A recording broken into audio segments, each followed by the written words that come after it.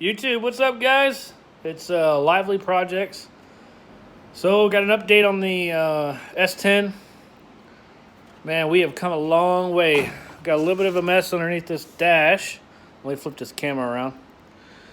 So, right now, I know it looks like a mess right now, but I got some terminal strips laced up underneath there. This is the dash, switch panel, and the race pack. I made a plate over here. I think I showed y'all that for the relays and also the fuse box. And then we got our fan and fuel pump relays. Yes, I just used the ground right behind there because they're just simple little relays. If we lose the ground, I'll chip the paint and we'll get it right. 2-watt cables all the way through. Made the switch panel or the gear selector shifter, and we also have the 2-step trigger for the trans brake, and it's hooked up and ready to go. So got that rolling, and then made the quick disconnect for the steering wheel. So I did a little welding job on there. It's not too pretty, but I mean, hell, it works. And that just slaps on there and she gets going. Sorry about the video. But anyways, it stays on there. We got to find the emblem or the centerpiece for that. And my next point is this pedal assembly. I don't know if you can see that or not. So here's the plunger for the booster, or I'm sorry, the master. We're running this one without a booster. So I'm having to set up the brake throw, and I've also got to utilize a switch here. So that's our next big deal, because trying to make the throw and basically have enough length that where when the gas pedal's up, we're not too far off, and we still got enough pressure to stop the truck. So that's our next big thing. Of course, we got to bleed the brakes again. I don't know if I showed y'all that, but my 5-year-old was in here jumping around and pressing on the brakes, and the plunger came out and went sideways on the master and pushed on the retaining clip, the circlip, and it blew out the freaking plunger and busted the deal. So anyways, we got a whole nother master cylinder from Summit. Went and got some live wires from Painless. Not Painless, but Performance Distributors. They're out of Tennessee. They also do distributors. If y'all seen my other video on the boat, these wires are just regular 8.5, and they dress them up with the coating. I don't like making custom wires, so I just order from these. Ordered these from them, and I mean, they were pretty pricey. It's about $145 for a set of 8, but they're custom fit. I got 17 inches. Got to do a little bit of working right here by the steering column. I think I'm gonna have to get another long one and route it, or I'm gonna make a metal tang to hold this back away, but that may interfere later on with the nose of the spark plug or the electrode, all that. Next point, I gotta find a flexible radiator hose to come right here, because the other one was so tight and the interference is pretty close to the alternator. I don't know why this guy used that bracket, because if we had the stop bracket, it would be right here, and I don't know. Anyway, so we got to find a flexible one that'll make that radius come up and around and then go down in there. Let's see what else. We got the coolant reservoir mounted. It's kind of just shot some teaks through there, and then I bolted it to the frame. It's got some water in there, and it's got a little sight glass so you can see what's going on. What else? Got the fuel sender hooked up. Just got done doing that. We got the lights working finally. I got the trans cooler hooked up. Turn that on, show y'all that. So here's the switch panel. We got that for start. Check out the the dash here. Dash is pretty sweet. It's the race pack. I don't know if y'all seen these yet, but so the fuel is used by, I have to zero it out, but it's used by ohms. So if you ohm out the sender that's in the tank, and it's got 2 buttons over here if you have a laptop, so you can go through the, I just mounted them right there, so you can go through the selection of what you're trying to read. So like, basically you want to go through setup or whatever. Well, I mean, you can do all kinds of stuff, man. It's got all kinds of stuff. So anyways, I got the laptop to set that up and actually look at it. Electric fans. Those suckers blow, man. And I got to clean up that wiring. I know it looks like crap, but it was just all preliminary. I'm going to put some loom around it on the stuff that I didn't loom up. Then we got the fuel pump, got the prime, and then on. And then I used the secondary switch. This is a fuel pump 2. That's for the transmission cooler fan. So that turns it on, it hits that relay in the back that I showed y'all. That kicks that fan on. And what else we got here? Water pump, I didn't hook up. The lights, it's got full turn signals now, finally. Still trying to figure out why they're flashing fast. Doesn't really make any damn sense. I mean, it does. I just got to read up on it because it's been a while since I researched fast lighting. The clock spring looks okay. I did clean it out and put some dielectric in there because that's what makes the switch turn on. And they got the other one working. So they both flash fast, and I don't get it. But those work. The hazards work now, as well as that. Then you got the lights. So we got lights working. Yeah, buddy. What else we got? Oh, and it's loud as hell, man. I don't really want to pop it off because the wife might get pissed, but let me show you. See if it'll just. I mean, dude, it's super loud. Ready?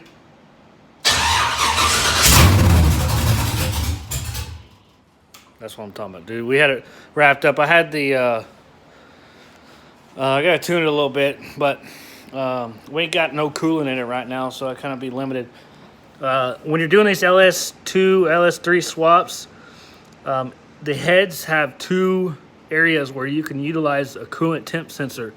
So on this MSD, if you're looking at hooking up the MSD 12-volt LS series, this engine already had a temp sensor on it, the 2-wire. You can actually utilize the MSD plug that comes with it that's already ready to go. Plug it up in there, and it will adjust the timing curve as the engine is cool and heats up, so that way you don't have detonation and shit like that. So that side on that side has that coolant passage, and this side over here has a coolant passage. So I'm utilizing this for the race pack to pull off the temperature for the coolant. There is a part that you're going to need, which is an adapter. We tried to find that out, and I couldn't, for the life of me, figure out what the hell that thread was until I went to Ace Hardware, because I only had metric thread pitch gauges, so I didn't have any standards. But anyways, this is a M12 external thread, which is the male that goes into the block. So that's an M12, and then out of that is 1/8 inch by 27 national pipe thread. So this is typical brass fitting out, and then you're gonna have that M12 going in there. Okay, so Summit sells this. Look it up. Make sure it's right if y'all want to use that. And then on the transmission, this is a 400. It's a 4L80E base transmission body without the sensors, or I'm sorry, without the shift solenoids. But if you look up, well, hell, hold on a minute. If you look up in the transmission, well, hell, you can't see that. But anyways, right up above the selector right here, there's a plug that's also for a sensor, and I have another one of those one-wire sensors, and that's also 1/8 by 27, and you can get the trans temp off of that. So I got that to wire up still, and the oil pressure. So like 3 wires I lack to finish out the wiring of this damn truck. And then obviously put it all back together. We got to do something about this windshield too. This cab that we got, we thought was going to be like great and all, but as you can see, I kicked the damn windshield out in the garage, and lo and behold, this guy had been using silicone on the rim of this thing, and it's just been leaking like hell. So I'm probably gonna plastic off this whole area, take it outside, plastic off the whole freaking truck, buzz it off with the wire wheel first to get down to some metal. I don't want to put really a lot of Bondo or body filler per se, but I do want to try to smooth it out and at least just get a smooth layer, because if I put too much Bondo on there, the windshield's got a risk of, you know, coming out and pulling the Bondo off and all that shit. But you know, we're getting there, man, slowly but surely. I don't know what else we got. We got to get the windshield. I got the list right here. This is the final list. So we got mount the dash in the seats, radiator hose, the catch can. Yeah, we got a catch can I got to put on for the evaporation and blow by, shit like that. Dome light, I still got to put a dome light in there. Brake light, switch, I got a switch for that, which I'm going to try to utilize the one I have. Trans temp hose, I got to wire that in, plus put the dipstick back in. Oil pressure sending unit, got to wire that up. Coolant sensor, I got to wire that one wire up. The throttle cable's got to be hooked up. Brakes and the pedal assembly's got to be figured out, and then we're going to burn it. We're going to roast them, baby. This over here at Lively Customs, you know, just in the garage, having a good time. And my buddy Tyler that was helping us, he's funding this whole project, so I'm just, I'm being the lucky one to put it all back together. Lucky me, right? But it's coming along. Should be driving this thing. I'll show you a good picture. He's actually got some blue tires he used for his what the hell was it? As gender reveal for his kid. So he's got these 2 roasties that we're gonna put on here, and I'm gonna blow the damn tires off the axles. He's got a track nearby we can take it to, and just, you know, let it rip, man. Let it eat, and we'll get some good video and good shots of that. It's fuck, man. I'm ready. Excuse my language, but I'm ready to get this thing out of the garage. Oh, one final thing.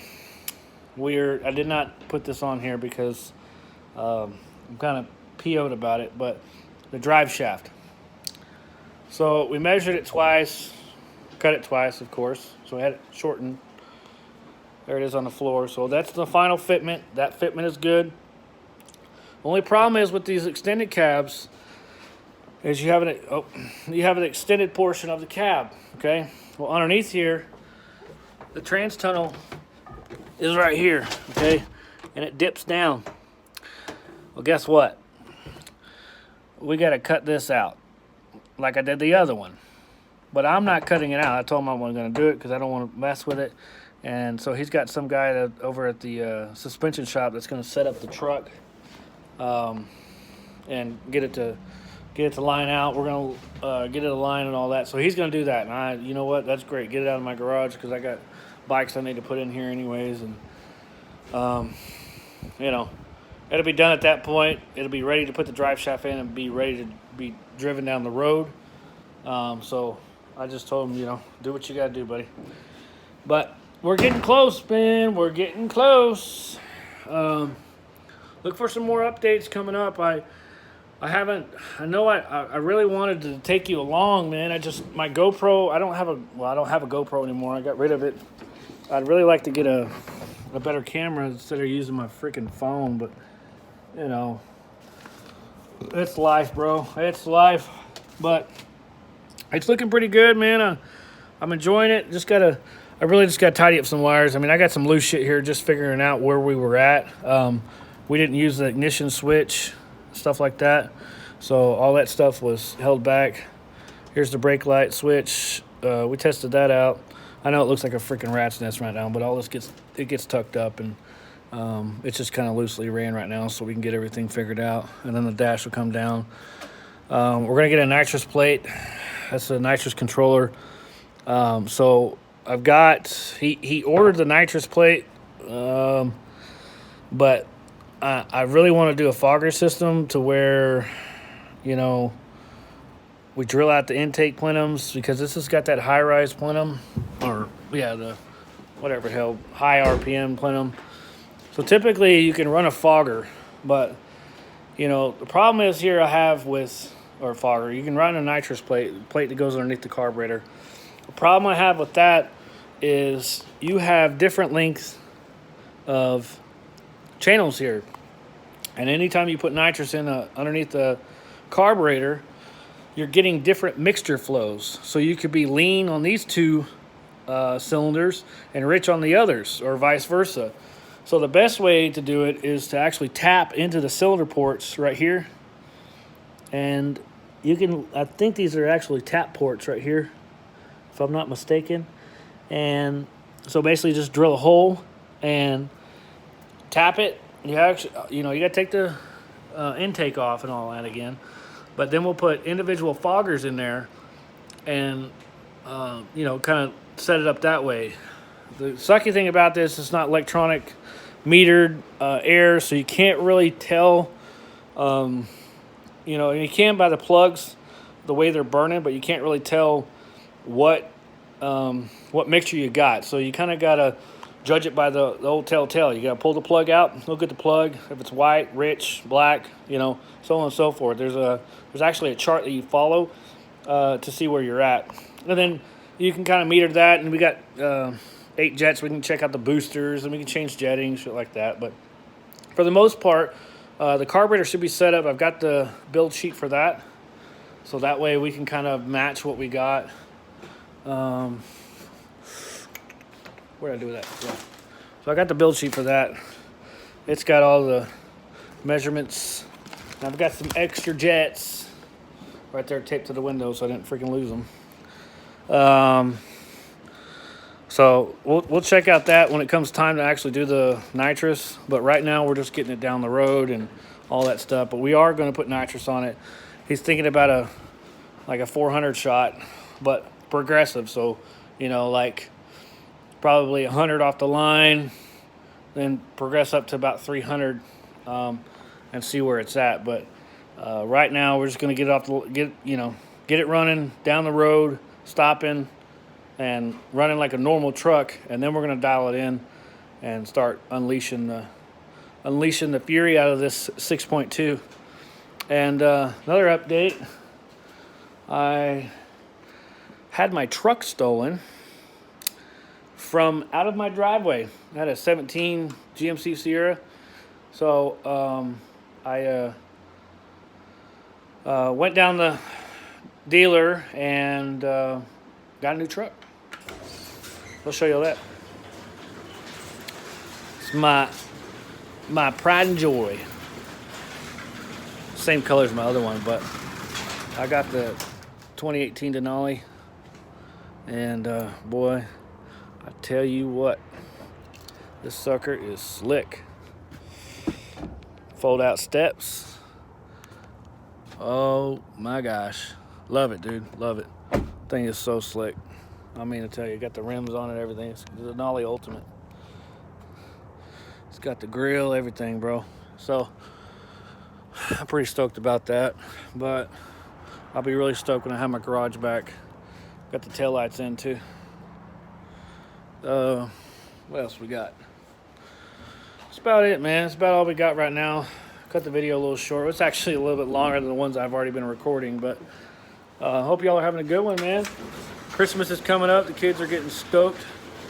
I got them all kinds of dirt bike stuff, man. I got them plastics, and I got some new graphics for my 7-year-old. So he's going to be stoked about that. And, you know, just living a life, guys. Trying to survive out here in the crazy-ass world. But y'all got any questions, man? Y'all want to see some new stuff? Let me know what you want to see. I got some projects coming up after this. Probably some house projects. Probably going to back off the truck and working on that stuff for a while. So I hope y'all are doing good. Like and share. Talk to y'all later, guys.